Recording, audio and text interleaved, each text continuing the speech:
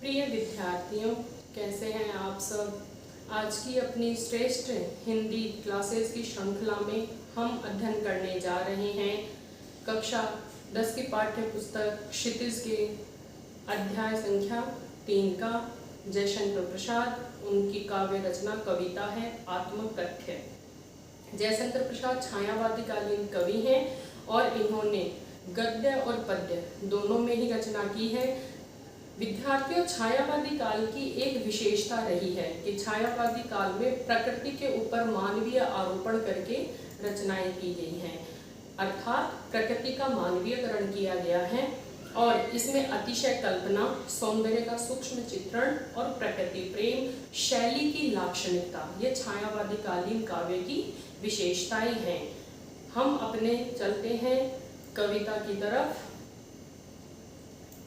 कविता की भूमिका इस प्रकार से है कि प्रेमचंद के संपादक में प्रेमचंद के संपादक में एक पत्रिका निकलती थी, हंस पत्रिका, जिसमें सभी लेखकों से ये निवेदन किया गया था कि वे अपनी आत्मकथा लिखें ताकि उसमें एक आत्मकथा विशेषांक निकाला जाए और उसमें सभी की आत्मकथा को छापा जाएगा।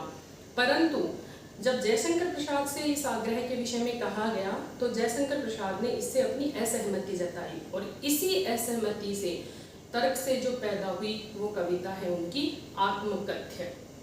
आत्मकथ्य कविता के यदि हम मूल विषय वस्तु पर अध्ययन करें तो इसमें जयशंकर प्रसाद ने जीवन के यथार्थ और अभाव पक्ष की मार्मिक अभिव्यक्ति की है।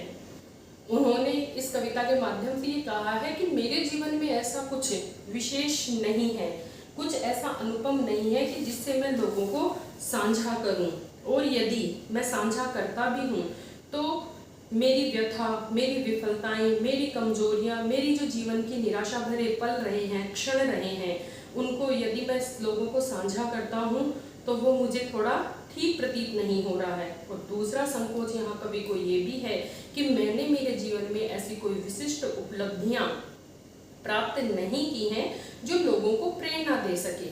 यदि मैं अपनी आत्मकथा लिखता हूँ तो यह मेरा परिहास ही होगा। एक तरफ यहाँ पर इस कविता में कवि ने बड़ी विनम्र तरीके से, विनम्रता के साथ, एक महान कवि ने उसको भी, उनकी विनम्रता को भी दर्शाता है महान कवि की, और दूसरी तरफ कवि यथार्थ को भी इस कविता में स्वीकार करता है। चलिए हम करते हैं अध्यापन, शुरू करते हैं अपनी कविता का अध्ययन करना।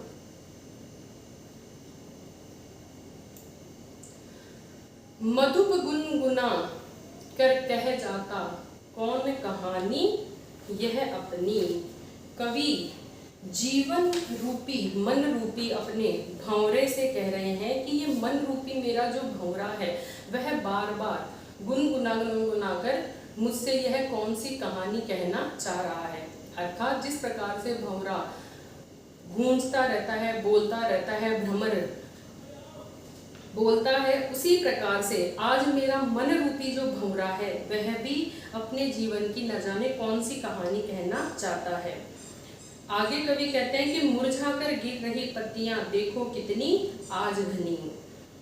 आज जब भी मैं देखता हूं तो कवि कहना यहाँ पर जीवन की क्षण भंगुरता की ओर कवि ने इशारा किया है कि जिस प्रकार से पेड़ों से गिर करके उनकी पत्तियां अलग होती हैं और उसी प्रकार से मेरे जीवन के भी आज बहुत से स्वर्णिम यादें, स्वर्णिम पल जो है वो धीरे धीरे कम ही हो रहे हैं।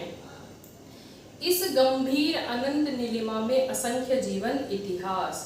कवि यहाँ पर कह रहे हैं कि इस अनंत नीलिमा, अनंत यानी अंतहीन, जिसका अंत ना हो, नीलिमा अंतहीन विस्तार। नीलिमा शब्द बच्चों आकाश के लिए भी आता है और नीलिमा शब्द का प्रयोग काव्य में उदासी जैसे गहरे भाव को, अर्थ को प्रकट करने के लिए भी होता है। तो यहाँ कवि बड़े ही उदास मन से कहते हैं कि इस अंतहीन विस्तार में, इस जगत में न जाने असंख्य, न जाने कितने लोगों के जीवन इतिहास हैं, कितने लोगों की जीवन गाथाएं हैं। यह लोग करते ही रहते हैं अपना व्यंग्य मलिन उपहास। कवि कह रहे हैं कि जो भी जन अपनी आत्मकथा को लिखते हैं तो मुझे ऐसा प्रतीत होता है कि मानो वे अपनी निंदा करवा रहे हों। क्यों? क्योंकि कवि को कहीं ना कहीं ऐसा लगता है कि जब मेरे जीवन में कुछ विशिष्ट है ही नहीं, तो हो सकता है एक वर्ग ऐसा भी हो, कुछ व्यक्ति ऐसे भी हों जो मेरे जीवन की आत्मकथा को सुन करके उसकी निंदा करने लगे। तब भी कहते हो कह डालूं दुर्बलता अपनी बीती। इतना होने पर भी जब मुझे पता है कि मेरी आत्मकथा को लोग सुन करके उसका परिहास भी कर सकते हैं, उपहास भी उड़ा सकते हैं, उसका मजाक भी बना सकते हैं, फिर भी आप मुझसे यह आग्रह करते हैं कि मैं अपने जीवन की जो दुर्बलताएं रही हैं, जो कमजोरियां रही हुई हैं जीवन में, जहाँ पर मुझे कुंठा का आभास रहा है, अपने उन क्षणों को मैं सबको बता दूं, यानी सबको कह दूं।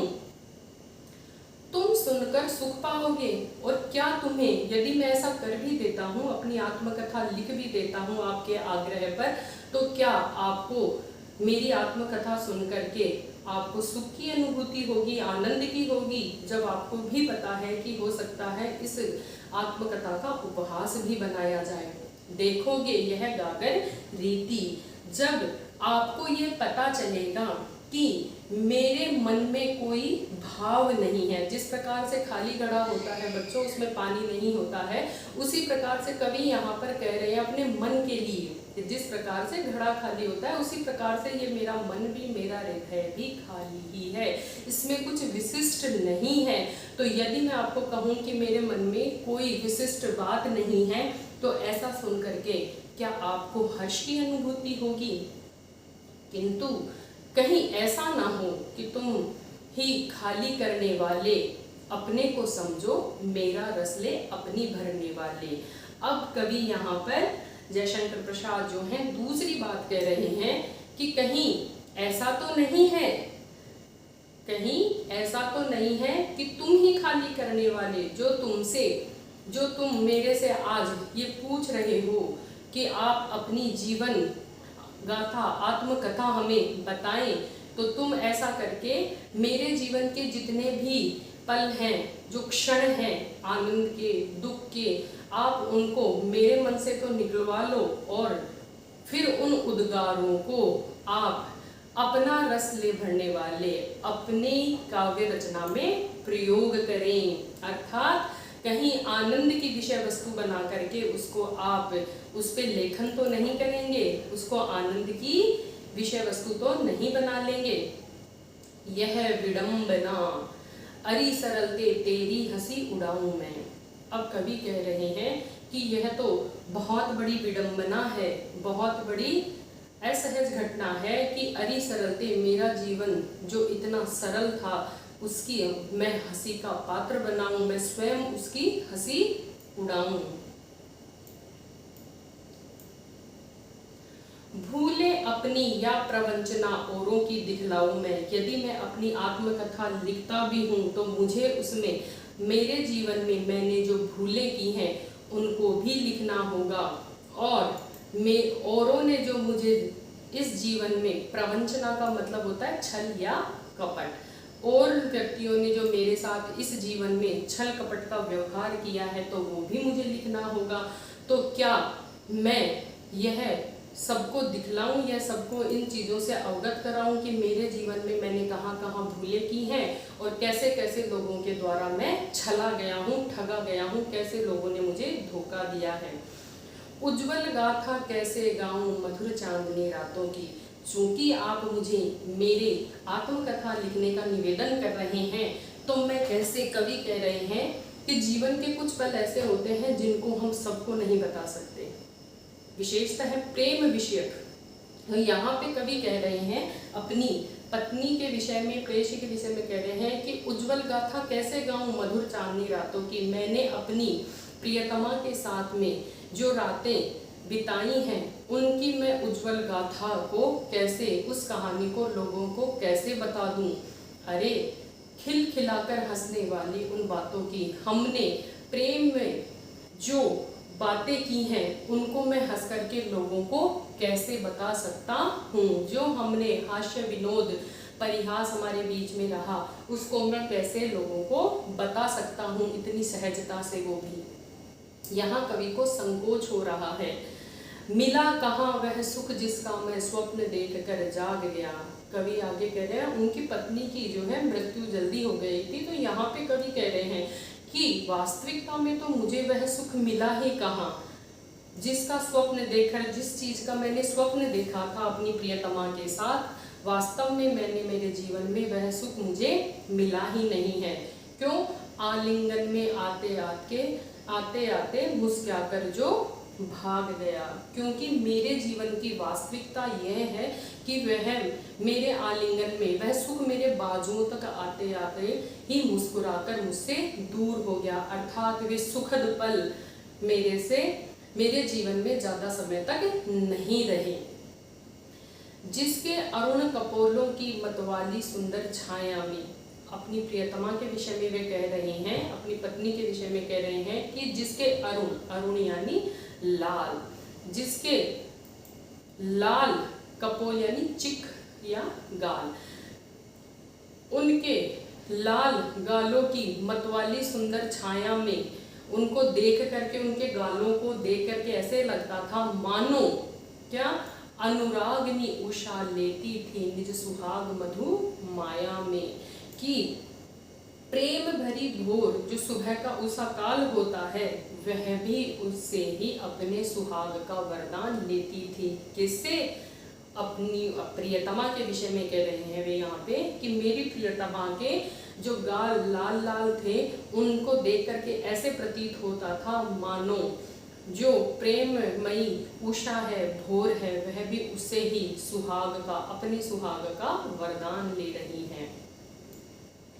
उसकी स्मृति पाथेय बनी है थके पथिक की पंथा की। अब कवि यहाँ पे कह रहे हैं कि मेरी प्रियतमा के साथ मेरे जीवन के वो जो क्षण थे, वो जो पल थे, वही उनकी स्मृति ही आज मेरे जीवन की पाथेय कहते हैं। वैसे तो रास्ते में जब भूख लगे, हम कहीं यात्रा करने जाते हैं तो वहाँ पर जो हम खाना लेकर के जाते हैं रास्ते में, उसको पाथेय कहते हैं। परंतु काव्य के संदर्भ में यहाँ पर इनका अर्थ होगा कि मेरी प्रियतमा की जो भी यादें शेष रह गई हैं वे ही मेरे जीवन का सहारा है, संबल है। और किसके? थके पथिक की पंथा की, जीवन से थके हुए पथिक यानी राहगीर, पंथा यानी रास्ता।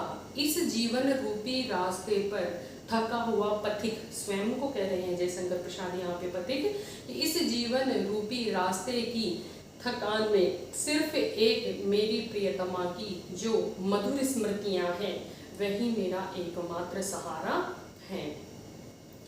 सीवन को उधेड़ कर देखोगे क्यों मेरी कंथा की, सीवन को उधेड़ कर देखोगे। अब कवि यहाँ पर कह रहे हैं कि यदि आप मेरे से आत्मकथा लिखवाने का जो आग्रह कर रहे हैं यह तो ठीक वैसा ही होगा जैसे हम कंथा कहते हैं गूदड़ी को, जैसे कि हम गूदड़ी को जो है वापस उसको उधेड़ करके, पुनः उसको उधेड़ करके उसको देखें। अब गूदड़ी में भाई हम क्या भरते हैं? पुराने कपड़े, उनको सिल करके ही। तो वो कह रहे हैं कि ये तो ठीक वैसा ही होगा जैसे कि तुम किसी गूदड़ी को उधेड़ करके पुनः उसको देख रहे हो जिसको मैंने सिल दिया है, अर्थात मेरे जीवन की वे यादें जो मेरे हृदय में ही हैं, उनको क्यों आप जानना चाहते हो? क्यों उन सुखद या दुखद पलों को आप वापस उकेरना चाहते हो?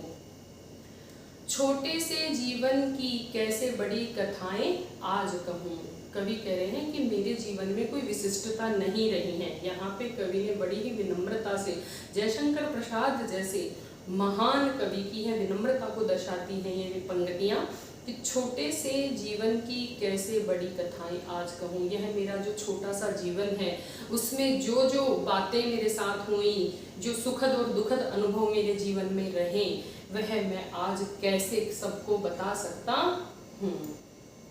यहाँ कवि असहज महसूस कर रहे हैं अपनी आत्मकथा को लिखने से। क्या यह अच्छा नहीं है कि औरों की सुनता मैं मौन रहूं? अब कवि कह रहे हैं यहाँ पे कि जब और अपनी आत्मकथा लिख ही रहे हैं तो क्या यह उचित नहीं होगा कि मैं औरों की आत्मकथा को ही सुनूं और स्वयं मौन धारण कर लूं, अर्थात मैं स्वयं अपने विषय में कुछ भी ना कहूं, अर्थात अपनी आत्मकथा ना लिखूं।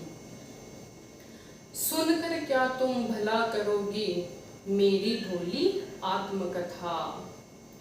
और यदि मैं तुम्हें अपनी आत्मकथा सुना भी दूंगा, यदि मैं आपको वो बता भी दूंगा, तो उसमें मेरी कौन सी भलाई हो जाएगी। मेरे जीवन की जो आत्मकथा है, मेरी जो आत्मकथा है वह बड़ी सीधी सादी है, उसमें कुछ ज़्यादा ऊहापोह वाली स्थितियां नहीं हैं। तो इतनी सीधी आत्मकथा को सुन करके आपका या मेरा क्या भला हो जाएगा। अभी समय भी नहीं थकी सोई है मेरी मौन व्यथा। और अंत में कवि यहाँ पर कह रहे हैं कि अभी यह उचित समय भी नहीं है कि मैं अपनी आत्मकथा आपको बताऊं। यानी कवि को ऐसा नहीं लग रहा है कि उन्हें आत्मकथा अपनी सार्वजनिक बतानी चाहिए, इसीलिए वो संकोचवश कह रहे हैं कि अभी मुझे यह उचित समय भी प्रतीत नहीं हो रहा है कि मैं अपनी आत्मकथा को कहूँ। क्यों? क्योंकि मेरे जीवन की जो व्यथा, जो कष्ट थे, वो मैंने काफ़ी समय पहले विस्मृत कर दिए हैं, उसको मैंने अपने मन में कहीं ना कहीं दबा दिया है। तो उन सोई हुई दुखद घटनाओं को मैं फिर से याद करना नहीं चाहता, वो अभी सो रही हैं। अर्थात सोते हुए को जगाना भाई कितना परेशानी वाला सबब है। तो यहाँ पे कवि कह रहे हैं कि जो चीज़ें, जो बातें मेरे जीवन की हैं, जिनको मैं थोड़ा भूलने का प्रयास कर रहा हूँ, उनको मुझे नहीं लगता कि आपको बताने का अभी उचित समय है। यहाँ पर हमारे जयशंकर प्रसाद की कविता आत्मकथ्य पूरी होती है। और बच्चों, आपसे एक संदेश भी कहना है कि यदि आपको क्लासेस अच्छी लग रही हैं तो आप इसको लाइक और सब्सक्राइब करें, क्योंकि यही एक माध्यम है जिससे हमें पता चलता है कि आप क्लासें आपके लिए कितनी मददगार साबित हो रही हैं, कितनी हेल्पफुल हैं ये आपके लिए। तो आप अवश्य लाइक एंड सब्सक्राइब ज़रूर करें।